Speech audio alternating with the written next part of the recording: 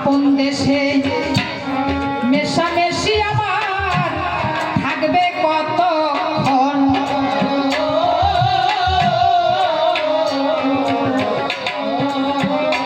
আমার এই খাঁচার পোষা পাখি দয়াল রে আছে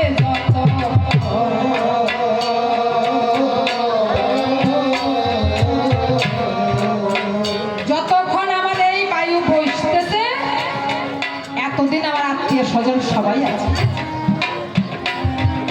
এখন সবাই দাঁড়িয়ে গীতারানী সরকারের গান শুনেছেন, কিন্তু আল্লাহ না করুক যদি আমার এখন উপরের টাক এসে যায়, যদি আমি পৃথিবীর থেকে বিদায় নিয়ে যাই, সবাই কি বলবেন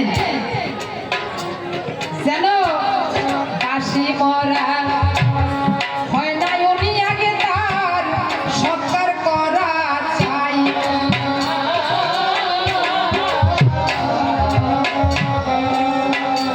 এই না খাঁচার মূল্য তখন আমার গোসাই এক পয়সাও নাই।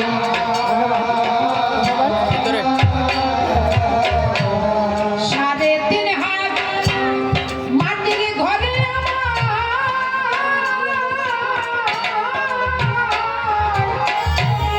রাখবে ভালোবেসে,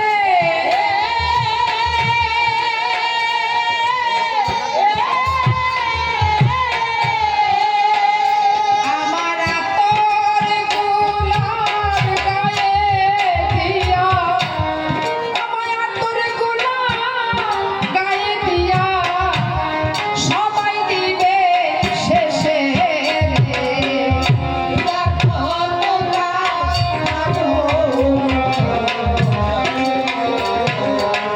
খাঁচায় পাখি আমার আছে যতক্ষণ, বন্ধু বান্ধব মিলে কত আত্মীয় স্বজন। খাঁচা থেকে বিদায় নিয়া পাখি যখন যাবে, আপন মানুষ তারা দাদা ভয় পাইয়া যাবে।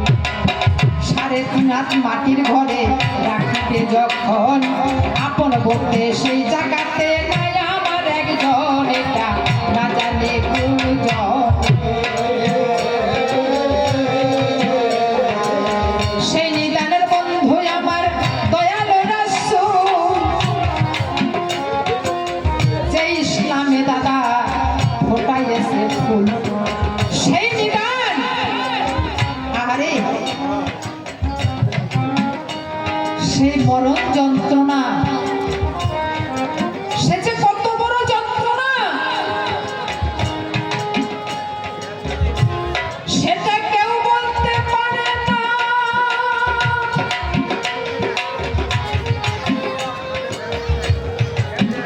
বলতে পারতো যদি কেউ মরার পরে আবার ঘুরে আসতো, তাই না?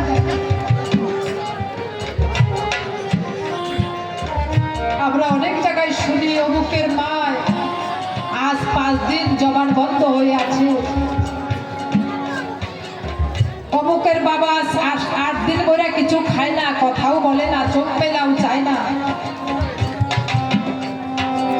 মৃত্যু যন্ত্রণার কত যন্ত্রণা কে হইতো জানে না।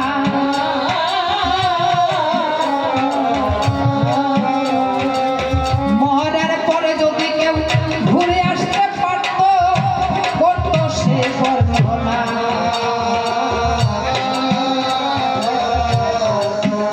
চোখে দেখে বলতে পারে না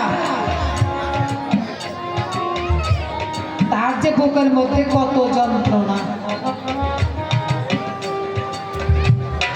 তবে সেই যন্ত্রণার কথাই এখন আমি প্রথমবারে বলিব না,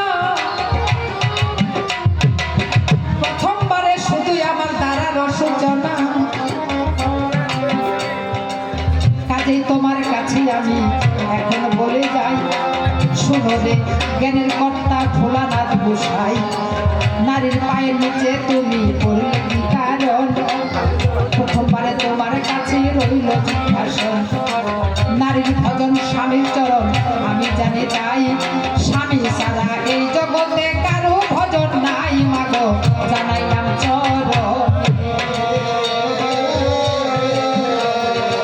কোরআনেও লেখা আছে হে নারী, তুমি নামাজ পড়তে দাঁড়িয়েছ, এমন সময় তোমার স্বামী এসে বলল, ও বিবি লেগেছে পায়খানা, এক ঘটি পানি দাও না। যদি পানি না দিয়ে নামাজ পড়ে আল্লাহ সেই নামাজ কবুল করে না, নাই না সেই নারীকে বেহেশত দিবে।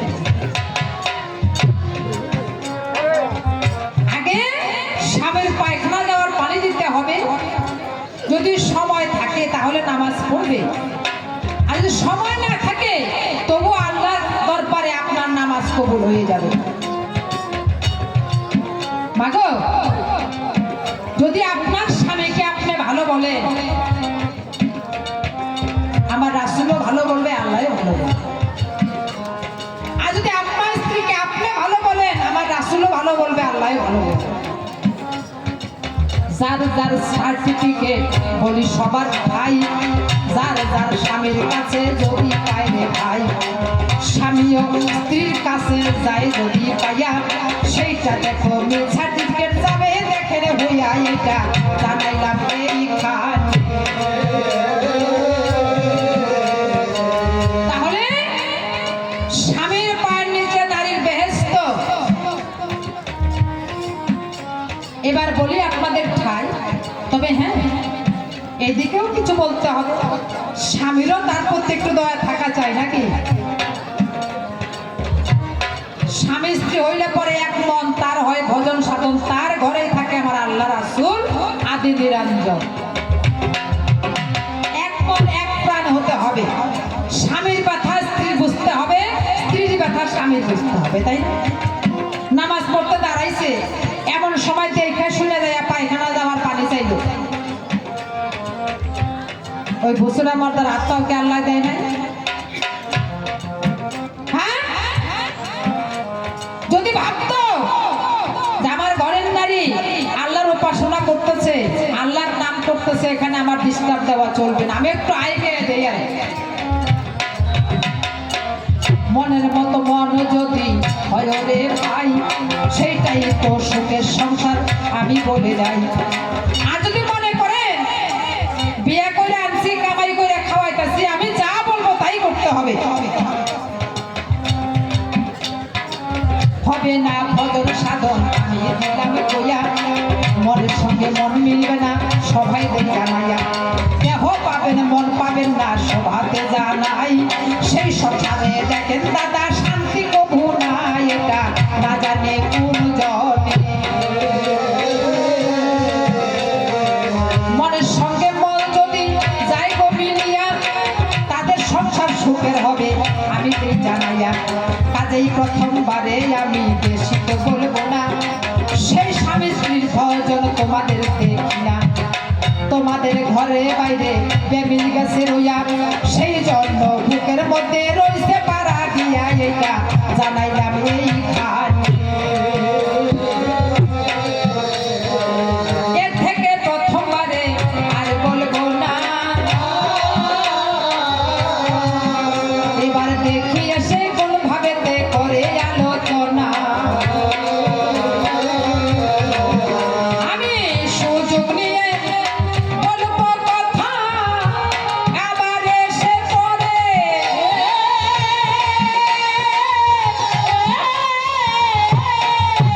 দেখি কোন ভাবেতে কোন কথা কয়, কোন ভাবেতে কোন কথা কয়, এসে সবার পাশে রে, আর কতকাল থাকবো বিদেশে রে বিদেশে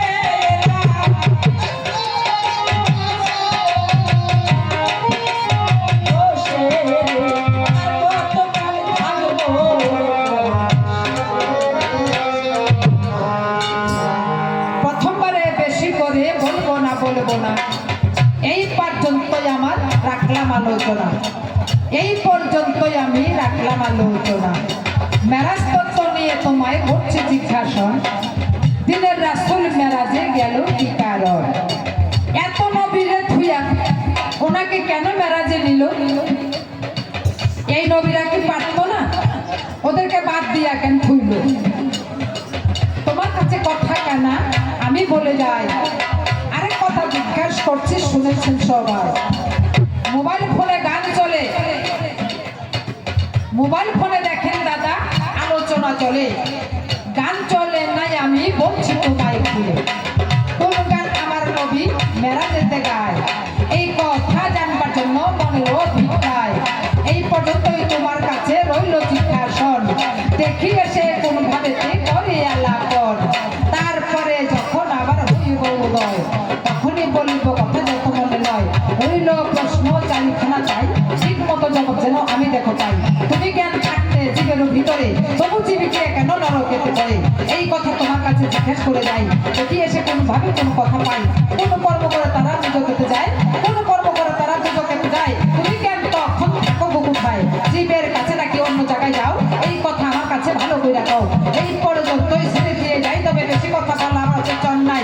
দেখি এসে কোন ভাবে কোন কথা কয়, তারপরে আবার যখন হইব উদয়, তখনই বলে কথা যত মনে লয়। কবি গুরু যিনি বটে হইলেন আমার, ওনারা কাঞ্চি শান্ত সরকার গুরু তোমার চরণ ভক্তি রহিল এবার।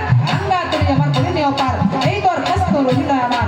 তোমাতে এখন যত জ্ঞানী গুণীজন, আপনাদের প্রধানত হইলাম এখন। এখন সত্য শুক্রবর্ষগণ কোটি কোটি গুণপাত করিলাম এখন। তারপর আছে আমার গর্ব বিচার, আপনাদের প্রতি আমি জানাই নমস্কার। তারপর আছে আমার ছাত্র বন্ধুগণ, হৃদয়ের ভালোবাসা দিয়ে যায় এখন।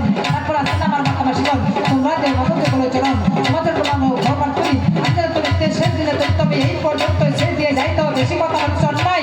এই পর্যন্ত এখন আমি আসন দিলাম সারি, দেখি এসে কোন ভাবে আমাকে প্রশ্নের জবাব দেয়, আমি শুনবো ধৈর্য।